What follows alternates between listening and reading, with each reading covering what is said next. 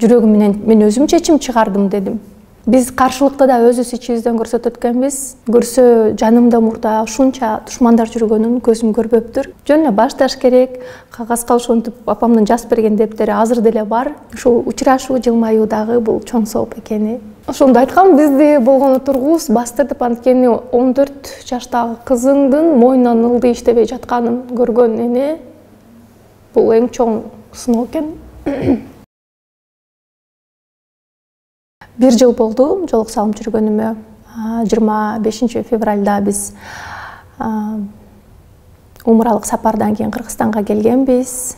Ошондо баягы аэропортко келе жаткандагы эле сезимдерим бир ушундай өзгөчө болду да. Мисалы, биринчи жолу ушундай Кыргызстанга келе аткандай болуп, анан жолукчан келе жатам. Азыр жолугумду аэропорттон чечемби, же үйдөн барып чечемби, же эртеси күнү кантип эшикке чыгам деген ойлор каптап эле жатты. Бирок эртеси күндөн баштап эле жолукту чечип эшикке чыга албай калдым да. Аябай көнүп калган мен үчүн кийим болду. Ошол күндөн тарта бул кийимдин ичинде өзүмдү абдан ыңгайлуу, эркин сезем. Жолук буга чейин деле салынгам. Баягы жума намаздарга барганда толук авраттарымды жаап, жолук коронуп, үйдөн чыгып, мечитке барып, ал жактан биздин устаздардын айтканын айымдар залында угуп, 15 жыл аралыгында, мындайча айтканда, ушул мусулман биздин жаатыбызда көптөгөн эже сиңдилүүдө болуп калгам, таалимдерге көп барып калгам. Бирок кайра эле мындай чечип, күнүмдүк жумушта, башка жумуштарымды жасап, анан бул менин бир мындай өтө эле жеке бир Аллах менен сүйлөшкөн маалда гана кийине турган кийим катары болчу да. Умрадан барып келгенден кийин бул кийимди 10-11 күн бою чечпей кийгенге көнүп калдым да.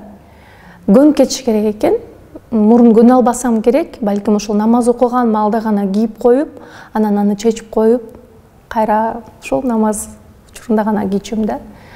Көнө албай жүрсөм керек, бирок эч кандай бир себебин деле айта албайм. Билбейм. Ошол күндү күтүп келсем керек.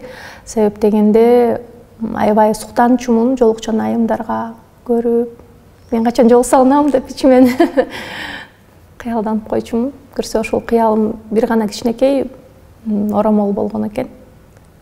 Жолук болгон экен. Бирөө колдоду же бирөө каршы болду деп дагы айткым келбейт. Биз каршылыкта да өз ичибизден көрсөтөт экенбиз. Анан өзүбүздү да өзүбүз колдойт экенбиз да. Айлана чөйрөдөгү баягы ой пикирлер булар деген баягы биздин мээбиз менен кандайдыр бир чечимге келе турган гана нерселер. Мен жүрөк менен чечим кабыл алгандан кийин мен ким мага кубанып атканын байкаган жокмун. Ким мени колдобой жатканын да байкаган жокмун. Себеп дегенде жүрөгүм ошол нерсени каалады. Жүрөгүм менен мен өзүм чечим чыгардым дедим. Ошондон мындай өтө жеңил дедим да. Бирөөнүн бир көз карашынан, бирөөнүн бир оюнан мындай эч кандай бир зависимая деп коет го, көз каранды болбой калганыма эле кубандым да. Көрсө тескерисинче мен мурун ким эмне деп ойлойт деп жашап жүрсөм, азыр мисалы антип ойлобойм. Анан келгенден кийин бул жакта коомчулук деген бар. Мени элдин баары интервьюга чакырып баштады. Анжеликаны жолукчан интервьюга чакыралык деп. Мен болсо сүйүнгөнүмдү айтпаңыз, өзүмчө эле кубанып жүрөм да, бир негатив оюмда жок. Интервьюларына барам, ким чакырса да макул дейм. Эми зыярат кылып келгенден кийин мурунку таарынып жүргөн инсандарыңды да унутуп коет экенсиң да, ал жакта баарын кечирдим деп келесиң да. Ана мурунда кичине жүрөгүңдү оруткан инсандар деле кайра интервьюга чыкса чуркап барып эле интервьюсун берейин деп кайра эле баягы капканга түшүп калдым да. Ушундай чымчыган суроолорду беришти, андан бир көп хайп жаратышты. Ар бир сөзүмө токтолуп, шунчалык бир сындырганга аракет кылышты десем болот да. Даже ошол интервьюда ошондой учурлар болду, маңдайыма отуруп, Кудай жок да, Аллах жок да деп, мен астагфираллах ушинтип айткан күндөрдө да карап отурган күндөрүм болду интервьюдачы. Туруп кете албайм. Же эмнеге келдим деп өзүмө суроо берем да. Бирок ошонун баардыгы эле сыноо деп ойлойм. Ошол сыноодон өтүш керек болчу. Чыгармачылык инсанга өтө эле кыйын экен чындыгында. Көп жактан өзүңдү мындай ограничивать этип, көп жактан өзүңдү мүмкүнчүлүктөрүңдү чектеп коет экенсиң да. коомдо баарыңыздар билет болуш керексиздер, кайрымдуулукта аябай активдүү жүрөмүн. Анан бир ушундай кыйын эжекелерим деп жүргөн эжекелеримдин жамаатына дагы барып калдым. Бир чоң жакшы жаңылык болуп, дүйнөлүк жаңылык болуп, барсам жалгыз эле мен жолукчан экенмин. Анан кийин фуршатке чыккан маалда бардыгы мага асылып башташты. Мен ошол айымдардан күтпөгөн элем да ушундай мамилени. Көрсө жанымда мурда ушунча душмандар жүргөнүн көзүм көрбөптүр. Жолук салынгандан кийин баары көрүнүп калды да. Чеч жолуңду деп бурчка такашкан учурлар болду ошол жерде. Эмнеге салынып келдиң бул жерге, жолукту сен дегенге чейин барышты. Кебетеңди кара, эмнеге окшошуп калдың дегенге чейин барышты да. Бүгүнкү күнгө чейин деле көп жака чакырышпайт мени. Мындай ал туура эле болуш керек деп ойлойм. Себеп дегенде өздөрү эле билет экен да. Ичкилик жакта укмуш, бийлеп, шоону уюштурган дагы мыкты таланттар бар. Бул жолукчан жүрөт, жанагындай апалардын, энелердин мындай авраты жабылган жакшы майрамдарда апалардын баты алып кетсин деген мааракелерге гана чакырылып калдым. Сонун экен, бул нерсе мага тескерисинче жакты. Мурун ошол нерседен мен чарчаптырмын. Баягы ушундай учурлар болгон. Кээ бир тойго барсаң, баягы ичкиликтен адамды тааныбай калган учурлар болот го. Биз эми жумушубузду аткарып атабыз деп ойлойт экенбиз, бирок ошол жерге барганда дагы мындай микрофонумду талашышат, асылышат, сүрөткө сенден сурабай эле мойнуңду кармап туруп селфи кылышат, ар жак бер жакка түрткүлөшөт да. Анан ошолордон баягы үйгө кээде келип чарчап келип дуа кылып намаз окуганымда айтат элем, Аллах Тааламан суранат элем. Болушунча жашоомду жеңилдет, болушунча мени бир жакшы жолго түшүрчү деп жардам сурай берет элем. Мен билбейт элем конкреттүү түрдө кайсыл жолду сурап атканымды, бирок билет элем. Аллах Таала менден да жакшы билет, кайсы жолго мени саларын деп. Сурай бердим, жакшы жолго сал мени, бутумду жаман жакка бастырба, жаман нерселер көзүмө көрсөтпө, жаман нерсе укпайынчы депчи, жаман нерсе сүйлөп албайынчы деп эле күнүмдүк дуам ошондой болуп калды. Бара-бара бир жыл чоң сыноо аралыктан кийин гана бир азыр мындай кичине өзүмө келип калдым десем болот да. Мен жолумду көбүнчөсү эле билет. Башында бул ошол намаз окуганга өтө ылайыктуу мындай кийим ар дайым жанымда жүргөн деп айтчумун да. Азыр мынакей бара-бара дагы ыйманымдын үстүндө иштеп, бул жолукту мен эмне деп айтат элем? Бул көп нерседен мени коргоочу кийим деп айта алам да азыр толугу менен. 5 мал намаз окуйм, бирок жолук салынбайм деген деле көп айымдар бар, билебиз. Бирок намаз маалы келип калганда шашылып бирөөнүн шарфын сурап калышат. Бирөөсү ошол дасторкондо салфетканы мойнуна орогонун көрөсүң, кээде полотенце издеп калышат. Анан ошол жагдайда айтып калам, жолуң жаныңда жок болсо тоскоолдуктар да болуп калат окшойт кээде депчи. Ошондуктан ар дайым башыңда жолуң жүрө берсе, даратың бар болсо барып намаз окуп кое берет экенсиң да. Бул ушунчалык толук кандуу мындай намаз окуганга туура келген кийим болду да мен үчүн. Анан ооба кээ бир учурда эми азыр мен шымчан жүрөм, костюм шым кийип алам.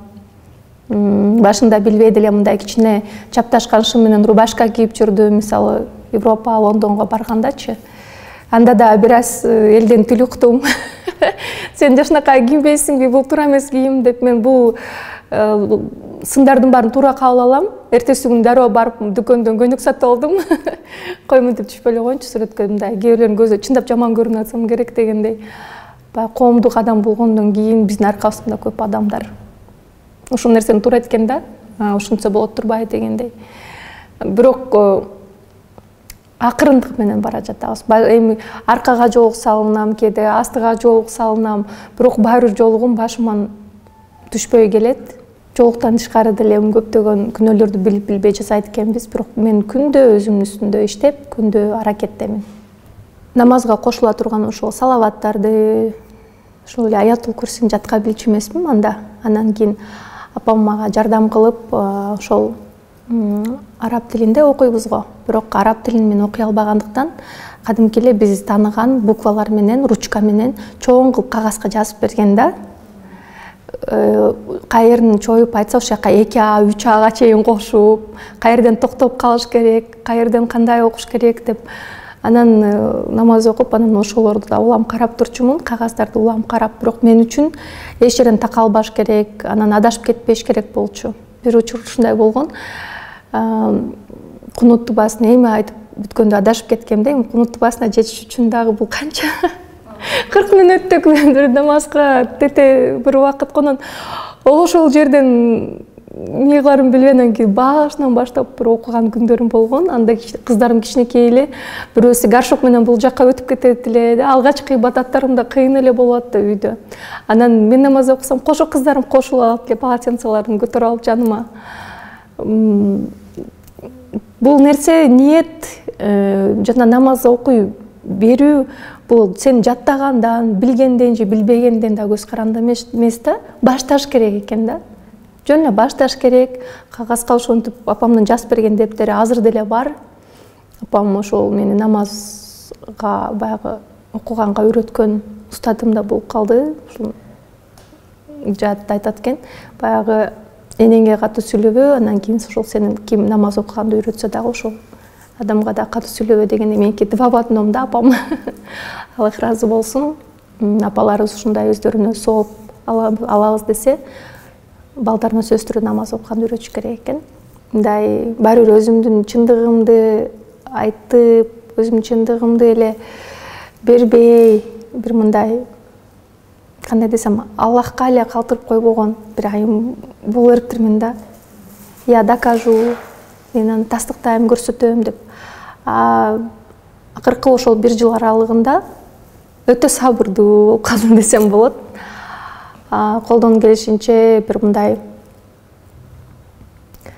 текебер болбогонго, мен деле ошондой, мен деле андаймын эмес, атаандашуу эмес, тескерисинче канчалык адам кыйын болгон сайын ошончолук аны мактап, ошончолук анын жанына барып, ушул мыкты болсо ошонун бир жакшы нерсесин да үйрөнөйүн дегенге бир кадамдарым көбүрөөк болуп калды. Биз бул жашоодо көп нерсени билем дей берет экенбиз. Дагы көп нерсени үйрөнөм деген анжелика болуп калды. Көп нерсени билбеген кезиңде билем деп ойлойт экенсиң, а көп нерсени билип баштагандан кийин мен эч нерсе билбей турбаймынбы? Мен дагы билишим керек, үйрөнүшүм керек дейт экенсиң да. Анан бардык нерсени мен адамдар үчүн бул убакытка чейин кылып келсем, балким ушул эле бактылуу айым реалити долбооруна бирөөнүн жашоосун өзгөртө алам. Анан ошол үлбүлө балким мага ыраазы болот деп, кээде ыраазы болбой калат, туурабы? Бирок ошондон дагы кээрлердин тагдырларын көрүп, бул эмне үчүн мындай жашайт, эмне үчүн бир суроолор көп болгон экен да. Азыр бардык нерсени Аллахтын ыраазычылыгы үчүн гана жасайм. Адамга жагатпы ал нерсе, жакпайбы, менин жардамым.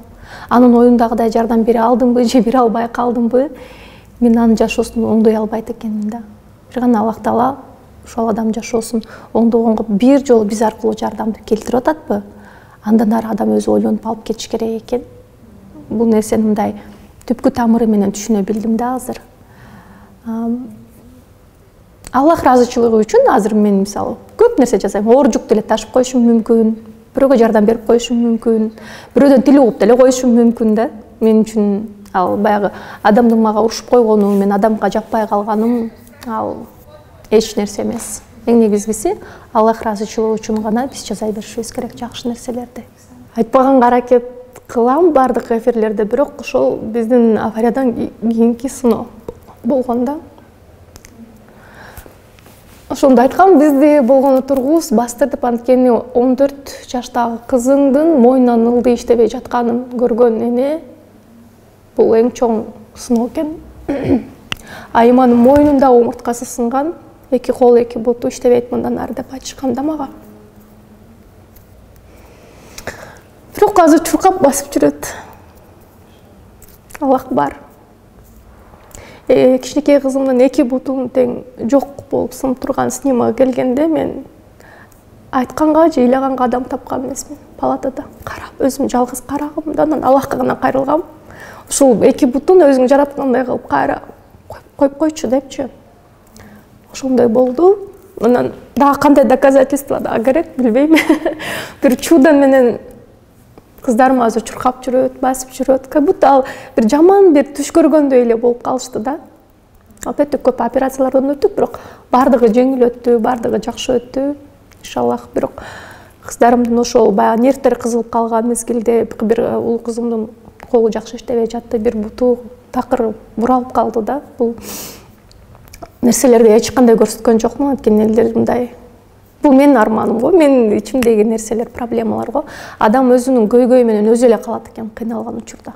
Эң эле баалаганым, ассаламу алейкум.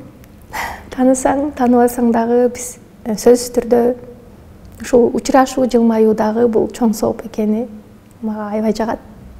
Ошол нерсени карманам. Бирөө мени тааныбаса дагы учурашып кое берем, жылмайып кое берем. Өзгөчө жолукчан айымдар бири-бирибизди көргөндө ассаламу алейкум деш керек сөзсүз түрдө. Жолугу жок айымдар менен деле кээде учурашып аракет кылам, бирок түшүнбөй калат да кээдечи. Эң эле жаккан нерсеси бул отурган жерибизде эч кандай ушак жок. Бир гана кайрымдуулук. Эртең кандай жакшы жумуш жасайбыз, бул кыйналып калыптыр, ошол жака ким эмне бере алат. Ошол эле бизде сүйлөшүү. Бир гана пайда жагы көбүрөөк деп айтам. Анткени отурган жерде бирөөнүн көзү жок, бирөөнүн мындай сөз кылуу такыр жок да бизде. Сөз кылган болбойт деген бир чоң закон бар го. Айымдар отурган жерде ал сөз түрдө кээде болуп турчу да мурда. Азыр бизде бир гана кайрымдуулук, кандай жакшы бир сабактарды өтсөк, сабактарды алсак деген гана маселелер. Бир тууган ушул мындай мусулман бир тууган эжекелериме, сиңдилериме каалайт элем. Бийик учсаңыздар дагы Аллахты эстеңиздер. Өтө кыйналсаңыздар да Аллахты эстеңиздер. Болгон сырдашыңыздар, ошол кандайдыр бир нерселерге күбө болуп калган же ошол сөздөрүңүздөрдү билип, сырыңызды биле турган адам эмес, Аллах болсун дейт элем. Эже сиңдилерди абдан жакшы көрөм.